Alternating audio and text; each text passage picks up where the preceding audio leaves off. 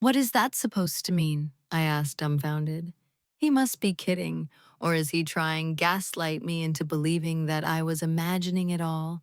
I never cheated on you with Isabella, he repeated, as if it is supposed to answer all the doubtful questions blooming in my head.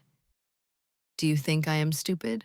Or worse, blind? I asked, sarcastically, having a hard time in believing that the woman I saw with him was not his secretary. I was there watching them from the slightly ajar door as they shattered my world with each touch, kiss, and sounds of pleasure which echoed in the room. Nathan shakes his head, running a hand through his hair before facing me. You are no such thing, Emily, he said firmly. But you have to understand that Isabella and I don't share that kind of relation. He insisted, looking desperate to make me believe it. Considering his desperation, he looks honest enough, but my doubts on him won't let me believe him. What is? He is lying. I saw it with my own eyes, though the dressing style seems a bit different, but they are the same woman. And change in dressing style does not mean different persons. You don't believe me, Nathan said, more like a statement than a question. I kept looking at him with doubts instead of verbally responding back. He sighed, looked around like looking for something before facing me again. Then his face snapped towards me instantly, as if an amazing idea struck his head. Do you want to talk to Isabella about this? I scrunched my nose in disgust. What gave him the idea that I would be comfortable talking to the woman he cheated on me with? Has he seriously been blind all these times when I was avoiding her? Absolutely not, I answered immediately. How else am I supposed to prove it to you? He questions, desperation evident in his voice. Wait, let me call Isabella. She will tell you everything. He made an attempt to head towards the cabin, but I caught his wrist in time, stopping him. You can't do that. Lucas is with her. I don't want to create drama at my workplace, I told him. He sighs, seeming to understand my perspective as well. Okay, fine, I get it. But how about I bring Isabella to your house? He suggested. No, I don't want to do this in front of. I paused just on time as the realization kicked in. I must be going mad to let something as crucial as my daughter slip from my tongue twice. His brows furrowed together. In front of who? Lucas, I blurted out without thinking over my words twice. I keep on messing it up. His face fell, the meaning behind my words pressed down on him, and his voice came in a whisper when he asked, You two live together. I know I have already put Lucas through enough trouble, and I should take my words back now when I can. But doing so would mean adding to his suspicion, and I cannot risk him finding out about Mia. Yeah, I forced the lie out. We live together. Okay, he mumbled, seeming disappointed. Masking his sadness, he faces me and said, Then I will arrange a meeting for you two in a restaurant. You can clear all the misunderstandings with her. He informed, and having no more words left to say considering the sudden shift of air between us, I nodded, eager to end this conversation. Who knew a mere meeting could take such turn? After sending Mia off to her school, I headed to my office. Today, I wore a light blue shirt and white pants, securing my hair in a high ponytail. The office is silent except a few whispers here and there. Everyone seems to be busy with their stuff. Seems like they are heavy on work today. Mumbling good morning to a few colleagues, I made my way to the reception desk. Placing my purse on the desk, I took my chair when a worker approached my table with piles of papers. I mentally prepared myself to get started. The worker smiled politely at me before putting the stack of paper on my desk. I thanked him for his service and reached to pick a paper when my phone pinged on the table. Unlocking my mobile phone, I checked the message from Nathan.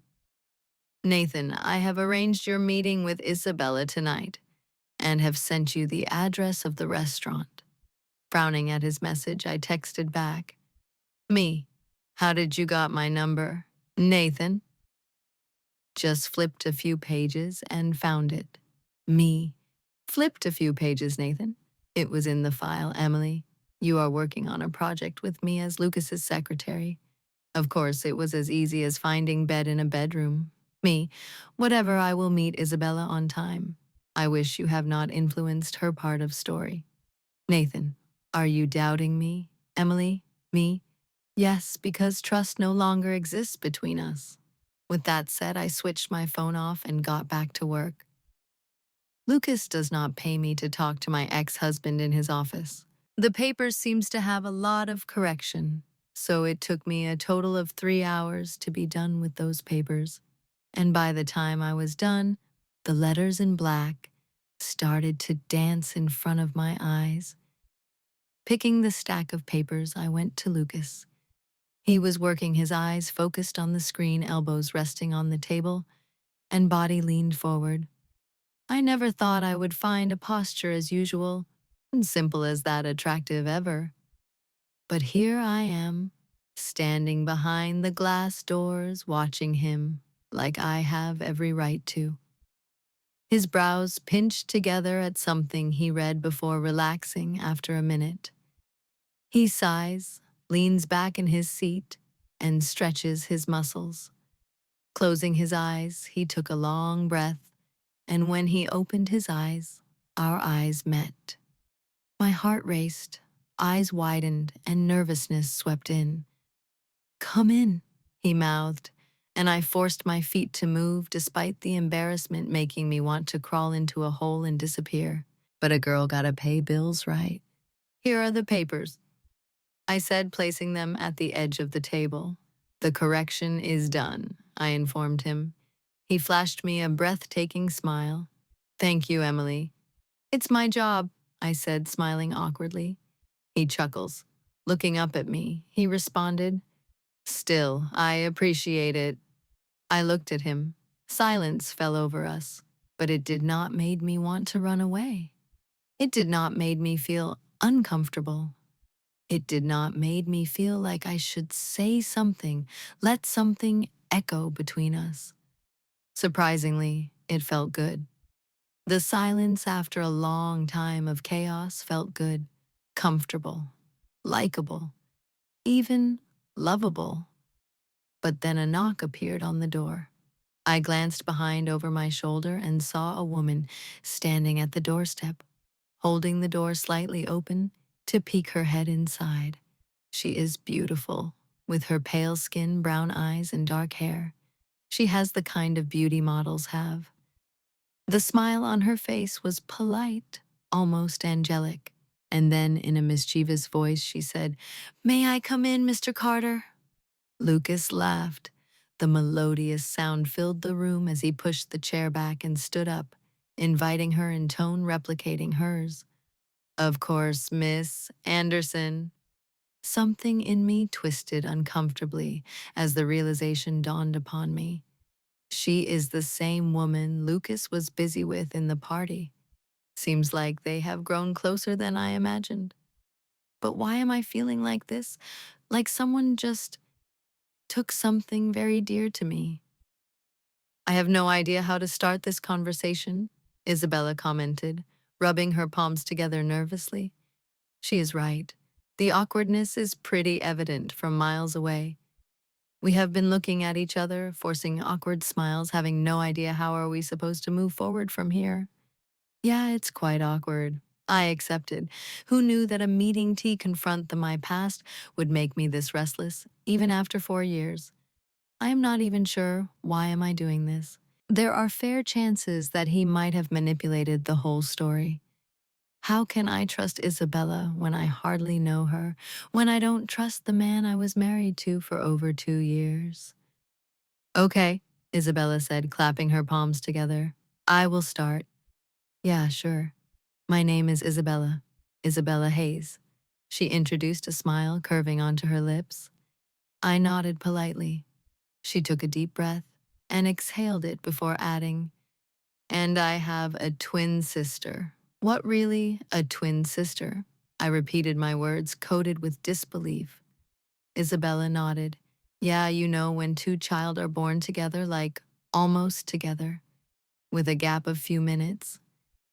She tried to explain like, I don't know what twins are. I know what twins are. I told her, leaning forward on the table with my heart beating loudly. I asked her, what is her name? Lilia Hayes. I can't believe this, I muttered to myself, feeling my heart thump against my ribcage with a wild speed. I am telling the truth. Wait a second, she spoke defensively. Digging through her purse, she pulled out her mobile phone and unlocked the screen before scrolling through the gallery. It took her over 5 minutes to find a picture of them together. She turned the mobile screen towards me. I saw two women looking identical on the screen. While one wore a simple jeans and top, the other one was wearing a pink knee-length dress with deep neckline hugging every curve of her body. While one wore glasses, another one wore gray lenses. One's hair were secured up in a ponytail, and another's hair were left open, soft curls falling over her chest. It was like looking at two personalities of the same woman. They are standing with who I think are their parents on the both ends, like being together would burn them. The one in pink outfit is Lilia, Isabella told me, even though it was quite clear. So, the woman I saw with Nathan was not you? I asked hesitantly. Isabella shakes her head immediately. No. I can assure you I have never touched another man with that intent ever since I turned 18, she informs me.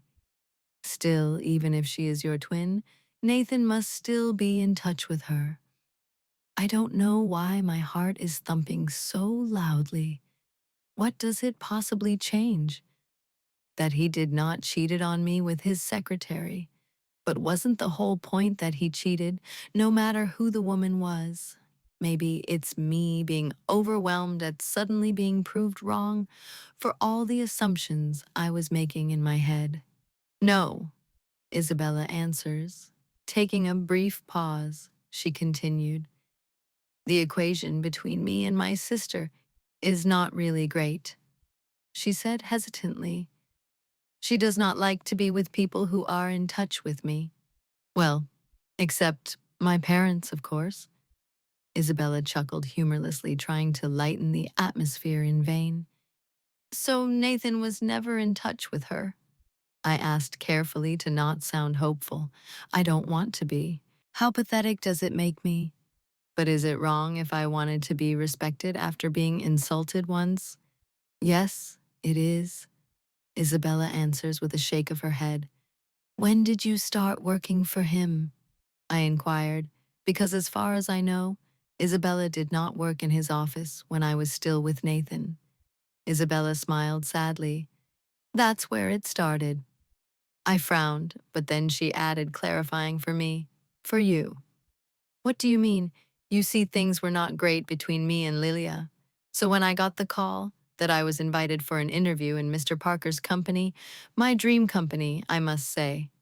Taking a pause, she inhaled sharply as I listened attentively. Lilia was not really happy about it. She did not want it, but she did not want me to have it either. So she played this card.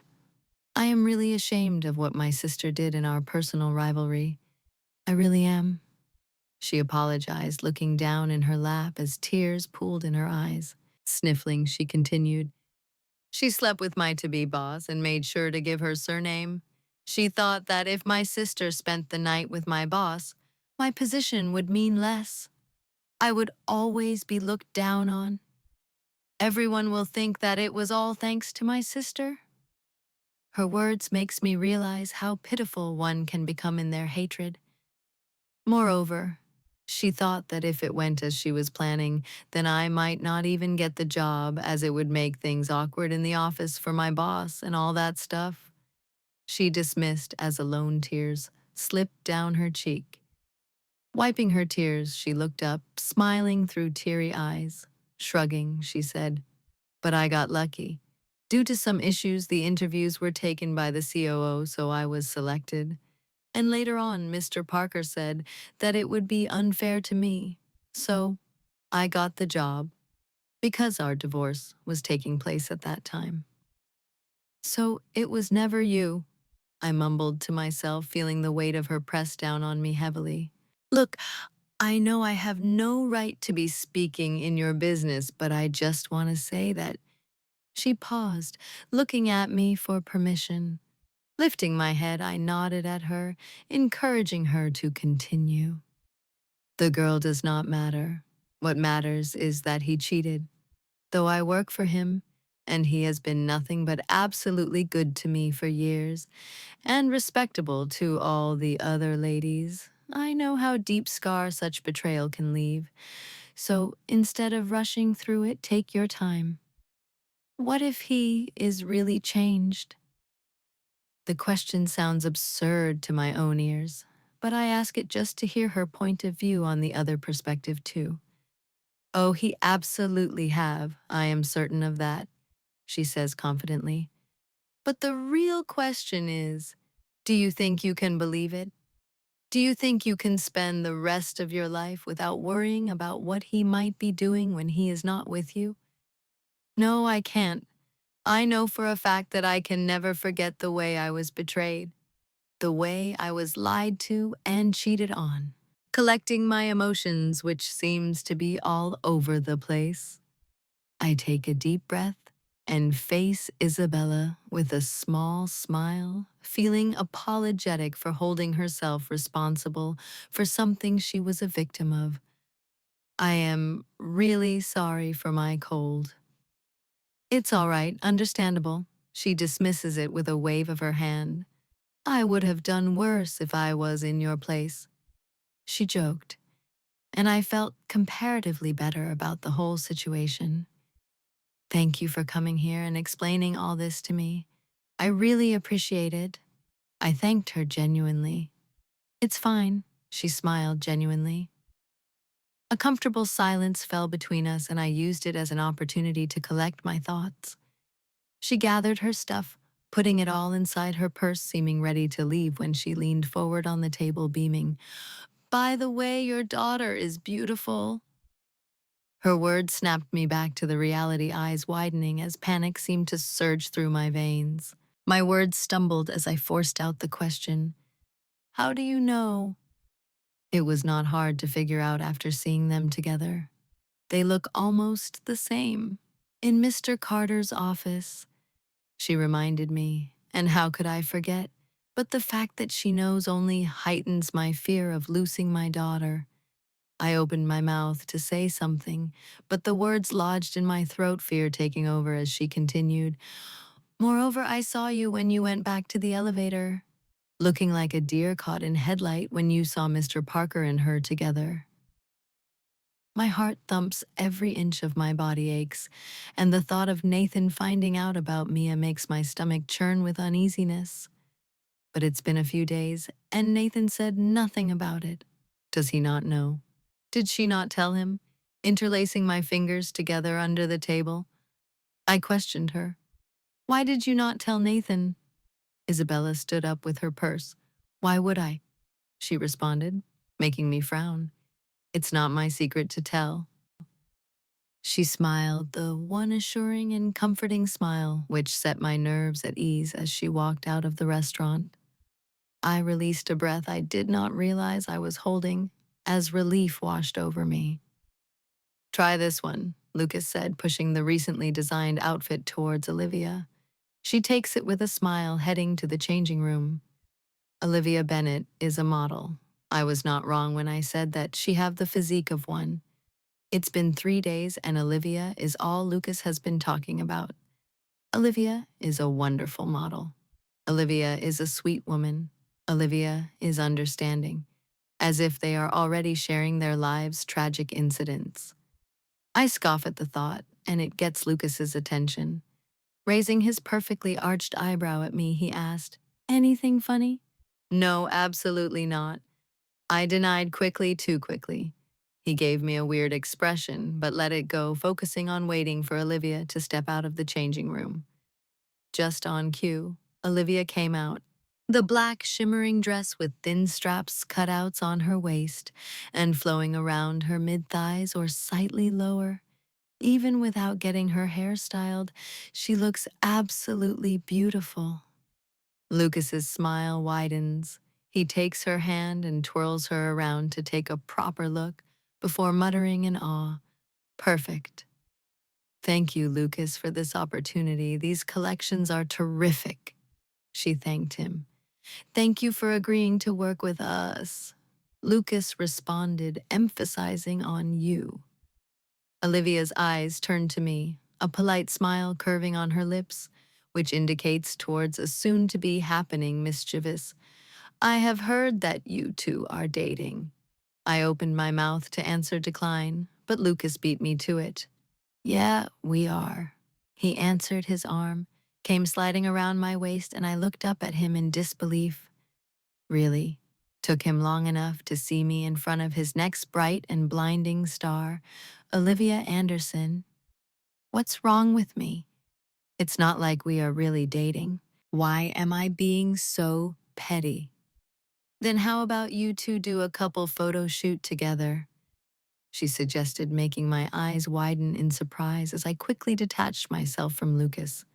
"No," I blurted out. Olivia frowned. "Why not? I am a secretary. I would have tried to become a model if I wanted to." I answered politely, forcing a smile on my lips to appear professional. Lucas turned his focus to me. "Are you uncomfortable?" "With you, no," I answered, and then added, "With this modeling thing, yeah." Olivia chuckled. "Sweet, but trust me, it would be so cool. Moreover, most of the companies pull this trick to attract audience who are romantic at heart." Her words make sense, and I have heard about enough photo shoot between couples to widen the range of audience, but still my nerves stops me from doing so. Moreover, we are not really dating. I am in if Emily is. Lucas answered, throwing the ball in my court. Olivia walks up to me. "Come on, Emily. Do it for Lucas." "For Lucas? How can I possibly not do anything for Lucas after all he have done?" "Okay, I am in." I agreed. When I agreed to do this, I was not expecting to be doing it the next day only. Right now, I am wearing one of the latest design, which costs more than my annual salary. I am wearing a black outfit with thin straps which pulls around my feet. The fabric clings to me like second skin. The slit on my right leg starts from my mid-thigh going all the way down. Lucas, on the other hand, is dressed in a coal-black tux. And does he look good? No, he looks like the next model in line.